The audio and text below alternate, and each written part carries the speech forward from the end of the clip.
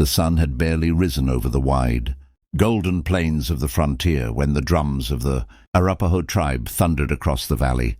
Dust shimmered like fire in the morning light, and the wind carried a song of both celebration and destiny. 12 warriors, each proud, strong, and fierce, stood in a perfect circle before the tribal council fire.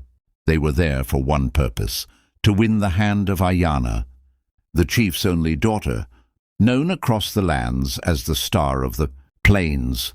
Her beauty was not of ornaments or silks, but of spirit, fierce, untamed, and radiant as the desert moon. Her hair fell long and dark as night, her eyes glowed like river stones catching sunlight, and her heart was bound by both loyalty and rebellion. The tribe had waited for this day for months. The chief, Running Bear, had declared that his daughter would marry the bravest among 12 chosen warriors. They came from distant camps, hunters, riders, and champions who had proven themselves in battle. The people believed it was the way of strength and tradition, a sign that their bloodline would remain pure and powerful. But fate had written another story. Beyond the circle of warriors, leaning silently against his horse, stood a man who didn't belong there, a cowboy. His name was Eli Turner, a wanderer from the borderlands, his clothes dusty, his hat tilted low, and his eyes carrying a story too heavy for words.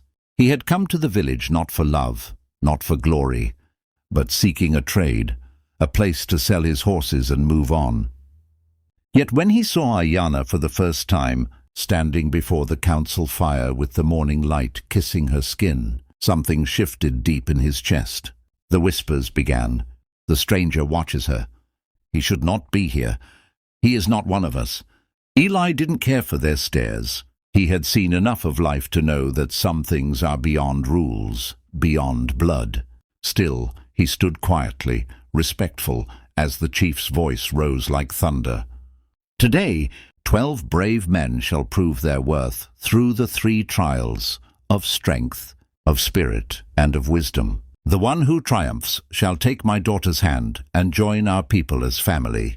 The crowd erupted in cheer, the drums grew faster, and the warriors began their rituals, painting their faces, sharpening their spears, whispering prayers to the wind. But Ayana, she didn't smile.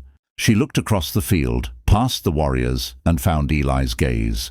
It was a quiet moment, barely a heartbeat, but it burned through her like lightning.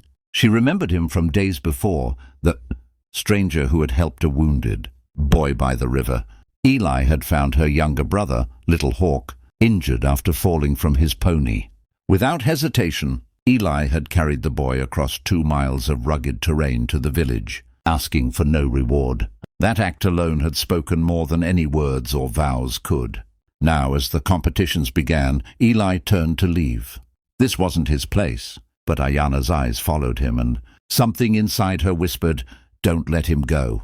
The first trial began. The warriors lifted heavy stones, wrestled and tested their might. The crowd cheered as muscles strained and sweat ran down painted skin. One after another, the warriors roared with pride, trying to impress the chief's daughter.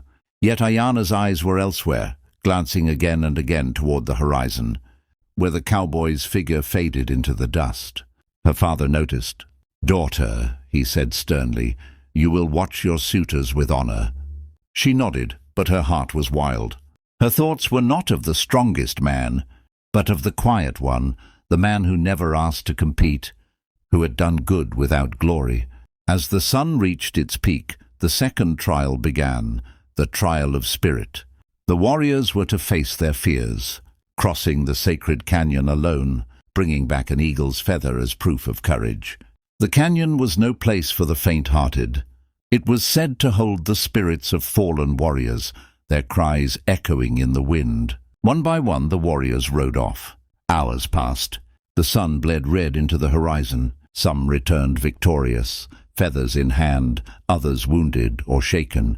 But as night fell, the 13th horse appeared on the ridge, Eli's horse. He rode into camp slowly, his clothes torn, his arm bleeding, and in his hand not 1 but 2 eagle feathers. The people gasped. He had not been part of the trials, yet he had faced them anyway. Chief Running Bear rose from his seat, anger flashing in his eyes. "Outsider! Who gave you permission to ride the sacred canyon?" Eli dismounted, voice calm and steady. "No one, sir, but I found one of your warriors hurt near the rocks. He dropped his feather trying to escape the cliffs. I thought it right to bring it back." The chief's fury dimmed into silence.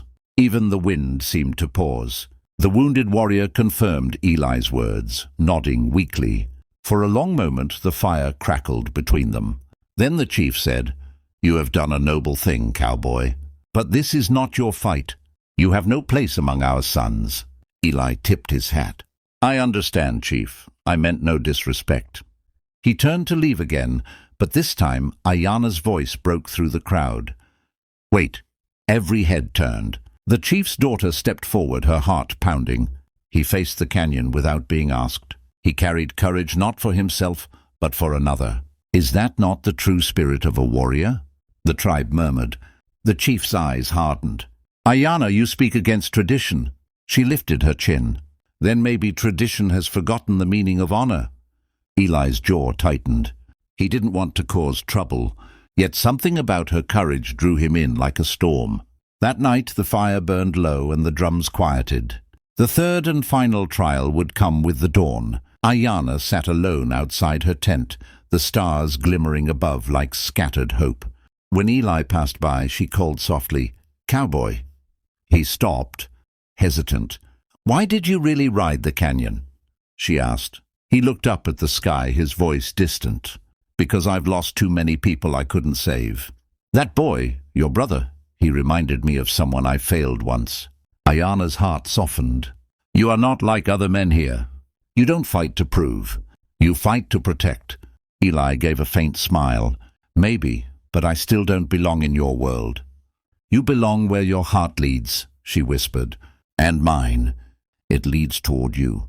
Her words hung in the night air like smoke. For a long time, neither spoke. Then Eli said quietly, "Go back inside, miss. The world don't take kindly to crossing lines." She smiled sadly. "Then maybe the world needs a new line." When dawn came, the final trial began, the trial of wisdom. The warriors would each present a gift to the chief's daughter, something that represented their soul and strength. Spears of bone, necklaces of silver, and talismans of victory filled the chief's feet. Then, at the very end, Ayana stepped forward to choose. Tradition demanded she point to one of the 12 warriors. The drums rolled, hearts pounded. But as silence fell, she turned. Her hand lifted, not toward the circle, but beyond it, toward the lone cowboy standing in the shadows. Gasps echoed through the tribe. The chief rose, eyes wide. "Ayana!" But she spoke clearly, her voice like thunder in the still morning air. 12 brave warriors competed for my hand, but I give my heart to the man who never asked for it. The crowd broke into chaos, shouts, disbelief, anger, awe. The chief's face darkened as Eli stepped forward, eyes steady, hands raised in peace. "I didn't mean for this, Chief," he said quietly. "If my being here brings dishonor, I'll leave." Ayana took his hand, her grip fierce. "Then I'll go with you." The world seemed to stop. The drums fell silent. The wind whispered through the plains. And at that moment, when love defied law, when courage met heart, the story of a cowboy and a tribal princess began.